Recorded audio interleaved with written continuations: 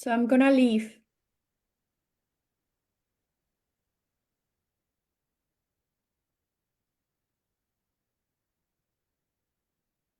We are live now.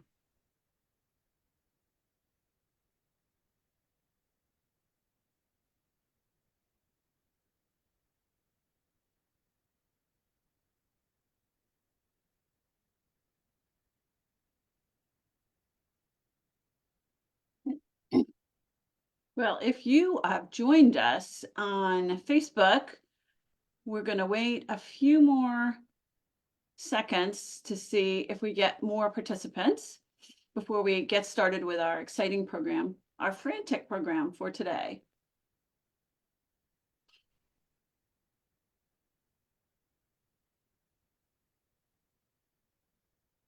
You've reached Legal Aid of Arkansas's Facebook Live. We're going to wait a few more seconds.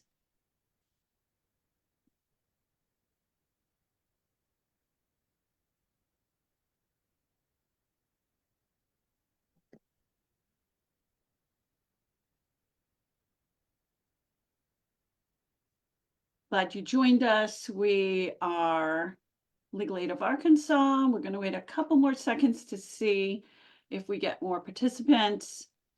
Hang tight, and we'll get started in a couple seconds. And this presentation will be under a half hour. Okay, welcome. Welcome to the Low Income Taxpayer Clinic's Facebook Live, brought to you by Legal Aid of Arkansas. My name is Jennifer Gardiner, and I am the director of the tax clinic at Legal Aid.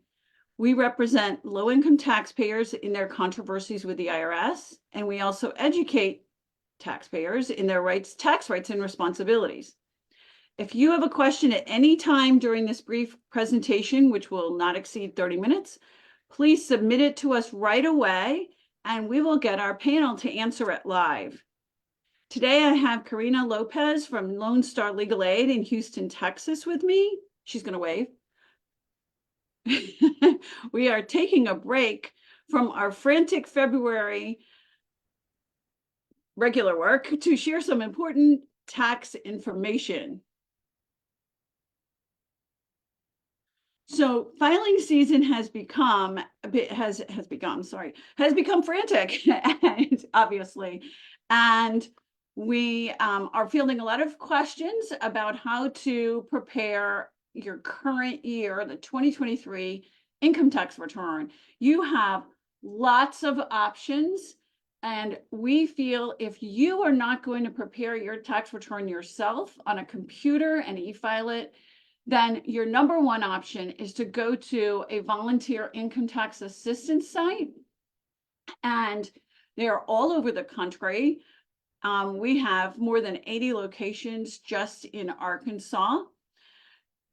There is an IRS VITA locator tool on irs.gov. You can access it through our link here. We're going to put it into the chat. And you also can go to irs.gov and type in VITA, and that will VITA, and that will take you immediately to the locator tool. And you can find a VITA location by your zip code. And then it will give you the information about that location.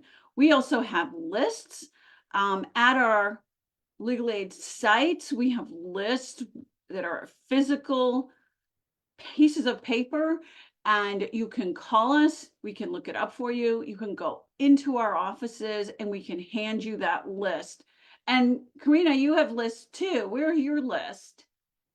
Well, we're going to put them on our website, but they are available to anyone who needs them. They just need to contact us generally on our website. Okay, and stay tuned for how to contact all of us later in this presentation. You got to listen to everything else. So what is VITA? Well, VITA is a physical location, and they are located, for example, in libraries. Some of them are at banks, where they're scattered around your community, where volunteers prepare tax returns. These volunteers undergo mandatory training, mandatory testing, and then they get certified by the IRS to prepare and e-file your tax return. They are very reliable. They prepare the most accurate tax returns in the industry. And therefore, we want you to go to them so you can avoid problems. It is free. We cannot emphasize enough. There are no costs involved in going and using VITA. And we can connect you with VITA if you have trouble finding it, VITA yourself.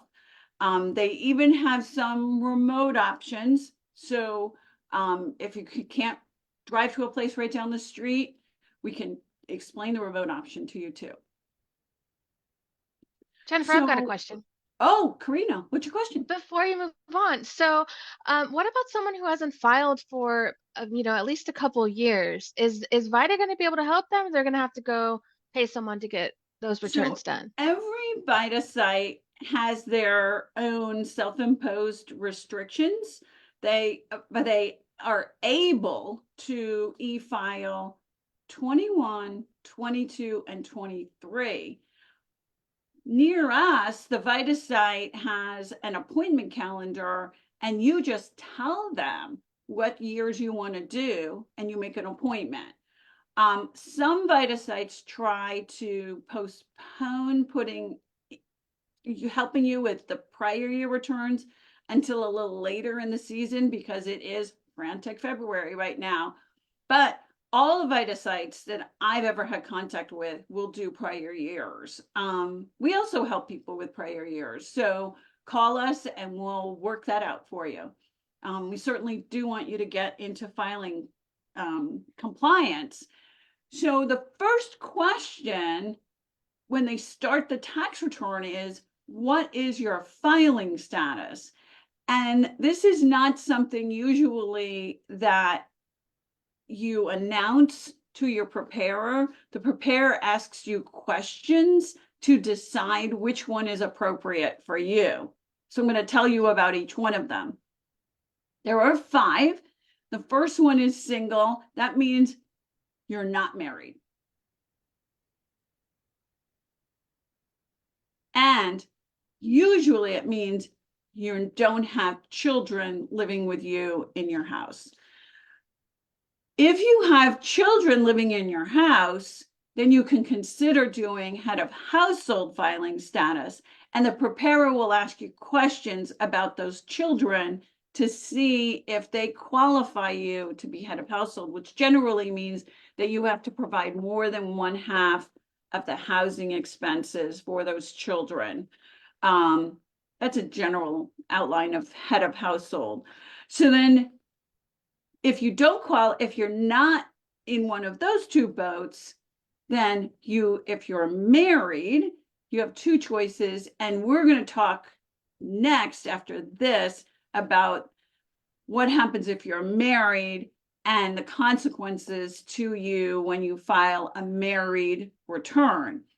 So if you're married filing jointly, that means both people are putting their names and social security numbers on the same return, and they're both agreeing to everything that's on the return. They share putting all their income on there and all their deductions. If you're married filing separately, that means there are 2 returns and you've separated the income. And generally, it's not very advantageous to our clients to file separately. The most important difference when married filing separately is it makes you disqualified. You cannot get earned income tax credit. So you want to tread on those 2 filing statuses very carefully to make a decision about which filing status you want to use for your return, and the preparer will help you with that. The 5th one, which is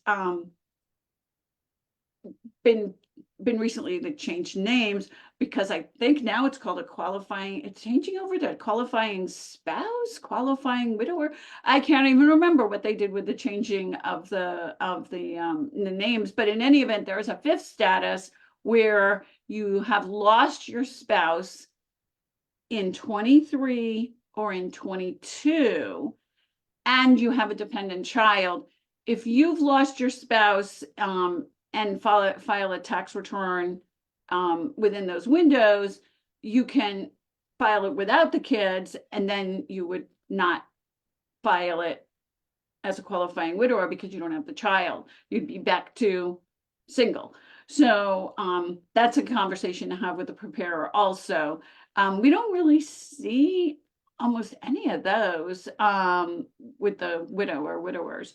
So at the bottom, we have a banner here that says that there are so many things to think about when you're picking which filing status to use. And unfortunately, we get clients at our office where this has been messed up. So it's a very, very important decision to make at the beginning. And we wrote down choosing the right filing status is crucial. So really go through that process carefully. All right. So we are now, having said we're going to address this married tax return question, we're going to turn over the presentation to Karyna. Thank you, Jennifer. So good afternoon, everyone. Like Jennifer said, my name is Karyna Lopez. I'm litigation director for tax, and I'm the clinic director at Lone Star Legal Aid's Tax Clinic. We're headquartered in Houston, but we represent taxpayers in Eastern and the Gulf Coast of Texas. We actually cover 72 Texas counties and 4 in Arkansas. So I do everything that Jennifer does. I'm not going to repeat all of the great work that she's doing, but that's definitely something, we're doing audits and assistance with all of that as well. So, so the next 2 things that I'm going to talk about are often confused. People say injured spouse when they mean innocent spouse and vice versa. But I think, injured spouse is a lot more straightforward. And so this happens when a joint tax return is taken and only one spouse owes. And this isn't taken for tax reasons. If it's for tax reasons, then we're going to look at innocent spouse. But here we're looking at other governmental non-tax debts. So this can be things like child support or past due student loans. And even though the money is coming from your tax refund, it's not the IRS doing it. It's actually a treasury program that is doing it. The state agency or the other governmental agency says, hey, they owe us this money, please take it from their taxes. So if you want to dispute this debt, you have to go to the original governmental department that arose, the debt arose in. So for instance, student loans, you're going to go to the Department of Education. So when you file a joint tax return, each spouse is due half of it, but sometimes the IRS takes it. And one of the reasons can be this: you have to tell the IRS that you want your part of the refund back. It can be your spouse's student loans that you're not responsible for. Hey, I want my half back. So in order to get this refund, you can't be jointly responsible for the debt. So for instance, if you co-signed on those student loans, you owe it too.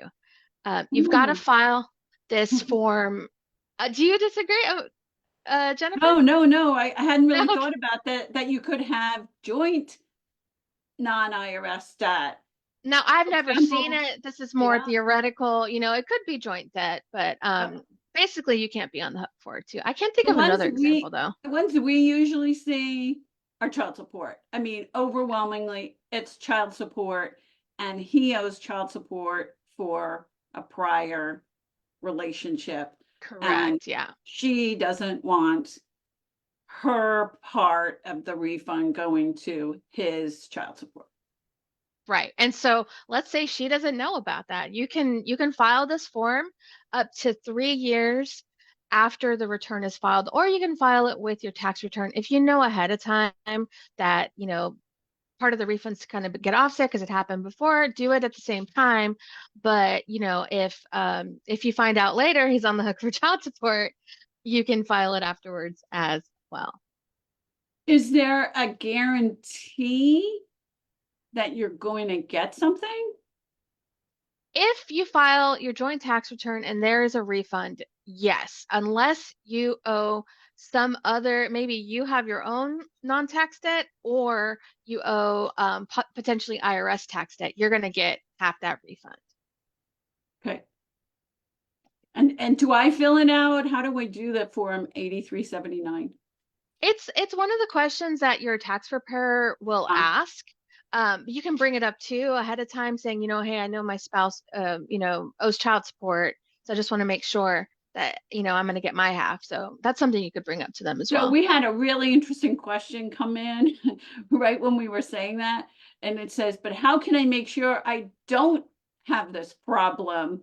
Is there any step I could take to prevent having to do an injured spouse claim? Yeah, you can file separately. That's going to be the best way to protect yourself against anything that, potentially your spouse might do. That's going to be something that you might do to avoid a whole innocent spouse situation as well. So yeah, you can just file separately. Of course, we're giving up earned income tax credit. Correct. Yeah. So you have to weigh those two. That means nobody gets earned income tax credit.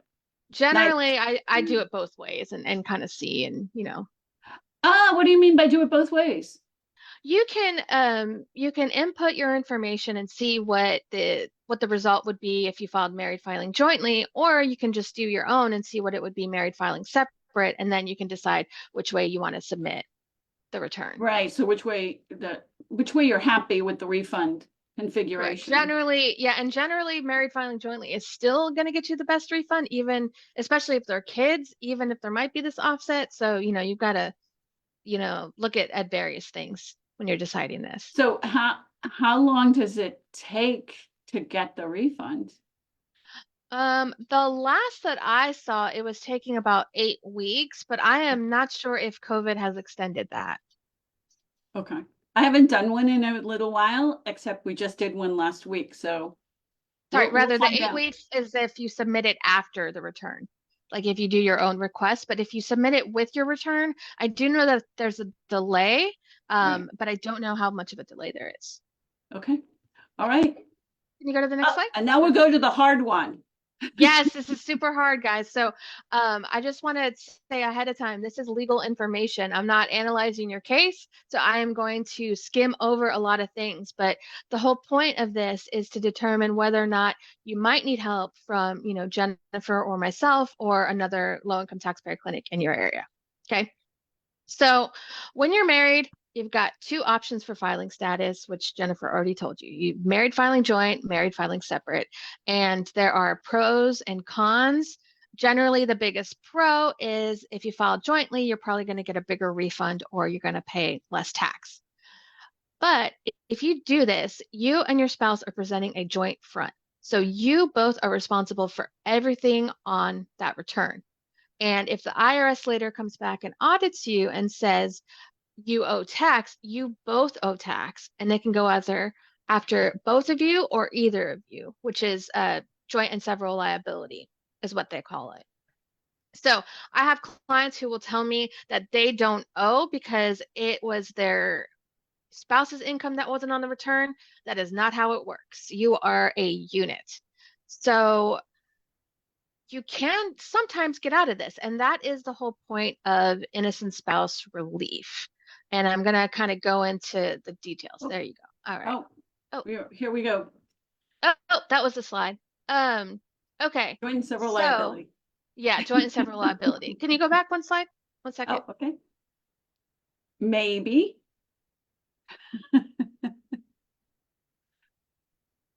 Maybe. Okay. You were doing it. There you go. Okay, so I just want to make sure I didn't miss anything here. I did not. You can go ahead and go for it.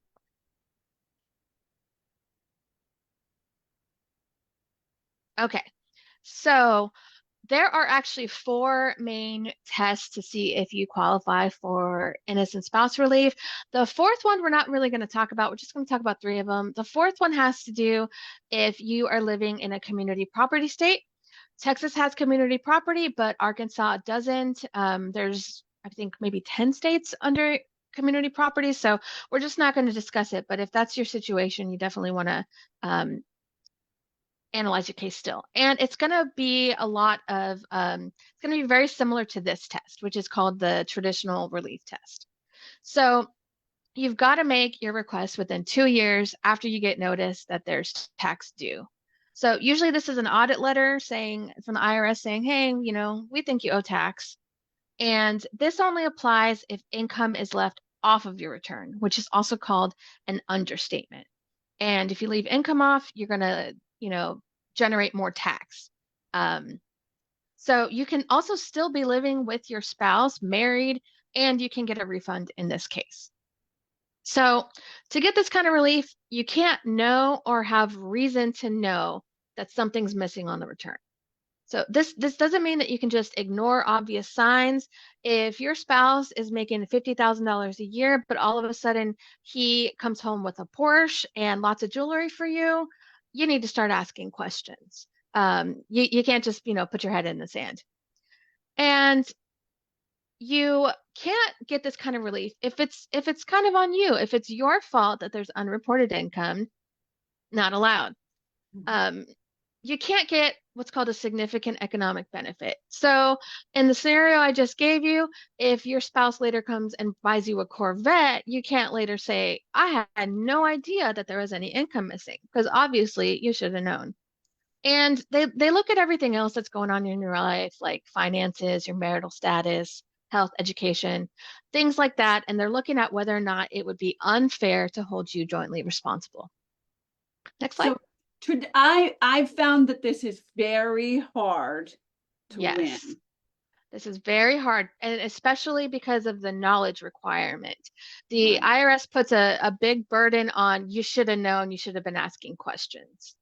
And this especially is problematic when you have victims of domestic abuse who maybe can't ask these type of questions.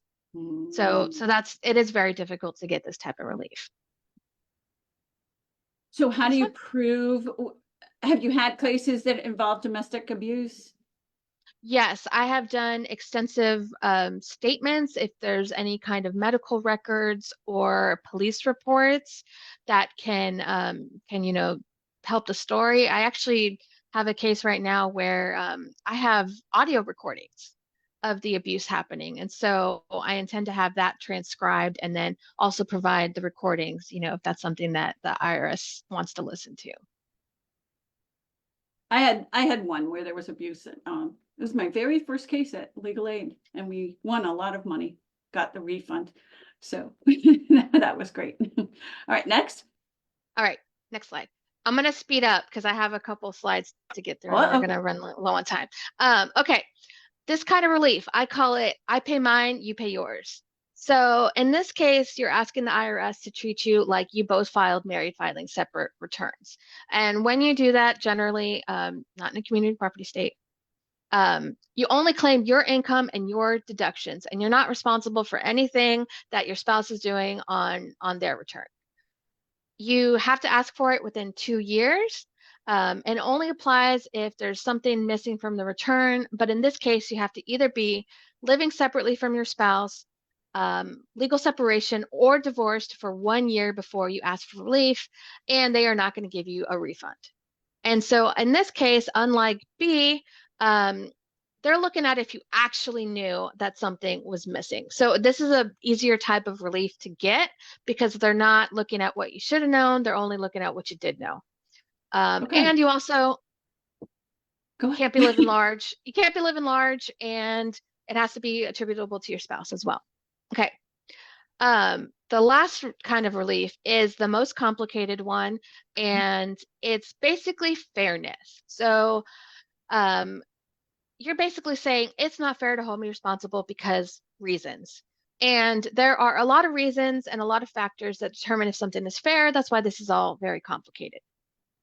You can ask for it at any time, but if you ask for relief for that same tax year and you got a denial in a final determination letter, which I'm going to talk about shortly, you can't apply again for the same year. So in order to qualify, you can't qualify under the other two sections. You can't be trying to hide any assets. You can't be trying to commit any kind of fraud with your spouse for this, and they've got to be liable for the income or the deduction that caused y'all to owe more tax. Okay, next And so slide. this one involves, in my mind, they all involve telling the story to the IRS, Yes. but this one This is needs very a important. longer story. Yes, yes, I really find that developing the story helps get this relief a lot quicker rather than having to appeal. Okay, so you might want to see if you qualify under a streamlined test. Streamlined is also kind of a simple, straightforward kind of relief. So under this one, you have to be divorced, separated, or living apart for the year. It can be due either to something that's on the return or something that's not on the return, or you can know that there's a balance due when you file, but for some reason it doesn't get paid. And this is also knowledge and reason to know. So you can't know or have reason to know something was missing or that your spouse wouldn't pay the amount due on your return. If you guys owe every year and you know that your spouse never pays it, it's unreasonable to then say, oh, I thought he was going to pay this 1 year when he hasn't done it for 10 years in the past. Right. Okay. Oh. This is also available if you have some kind of financial difficulties. Financial difficulties are determined by the IRS, not by, unfortunately, your word. Okay. So if you really want to go over these factors, audience, you should rewatch this video because we got a lot of things to think about here as we move along. Yeah, and I'm gonna skip over all of those factors, but basically it's weighing. It's all about whether or not it's fair or not. What happens after you submit a request? Well, IRS looks at your stuff. They make a preliminary determination on whether or not they want to say yes or no. You get relief. They also have to tell your spouse or your ex-spouse whether or not that you did file, and they can present some evidence and say no, I don't think that they should get relief, but they will not tell your spouse or your ex your contact information. If you get a good decision, great. You get a final determination that says the same thing, and then you get a refund and the rest of your tax relieved if that's applicable. But if you're denied, you can appeal the preliminary decision within 30 days. And if you still get denied, you can go into tax court. So I'm going to throw it back to Jennifer to talk about why your and refunds it takes might be delayed. Innocent spouse This relief is so takes long. a really long time. really long time. Yes. And when I take a case, I really, really look at if it's going to be a good case. Right. And another thing is if you come to us and you say, I want to get innocent spouse relief, one of the things we can do if we're on the fence is we can ask the IRS to send you your refund now for your current year. That's called an offset bypass refund through hardship procedures if you really need your refund, despite the fact that you have this joint debt. So that's another avenue to go. So don't get totally discouraged by this whole innocent spouse thing. So, so returns with EITC, we're changing modes just a tiny bit. Returns with earned income tax credit and other refundable credits that lead to refunds are treated a little differently by the IRS than returns not claiming these credits. And today is February 15th. Today is the day that the IRS computers start matching the information on your return with the wage and other income information that they receive from the payers of that income, which is mostly your employers. And once that's matched, the IRS will start sending out refunds, but not until February 27th. Hold that thought. That would be great. But if your return requires more complicated income matching, it could take longer. So if you don't get your direct deposit on February 27th, and you look for it on February 28th, and you don't get it, go online on irs.gov to Where's My Refund and see what information you can get. If it starts looking real bad, contact us. Definitely call us because there's some complicated factor going on. We have a new tax helpline. Here is our phone number. That's the best way to reach us right away. Call us, say, oh, I found something weird on Where's My Refund. My preparer messed up. I want to do an innocent spouse case, whatever it is, you can call me and Joan and Terry at Legal Aid of Arkansas on this line. And remember that you can send us questions anytime through Facebook whenever you're watching this video, because we will get those questions even though we have stopped running the video. Or you can call us, or you can apply for services through either of our organizations. If you live in Texas, contact Lone Star Legal Aid. You can call those phone numbers or apply online. Or call, if you live in Arkansas, you can apply online or call us to get help with your case. Now, if you live in another state, no problem, because we will help you also. We will try to answer your question. If it's a simple tax question and you live in Wisconsin, that's fine. But if you want to get a representative to help you with your case, we will send you to another low-income taxpayer clinic that helps Minnesota residents. Guys, it's been great. We're still in Frantic February. We're only halfway through. Have a great day, and thanks for participating. Bye. Thanks.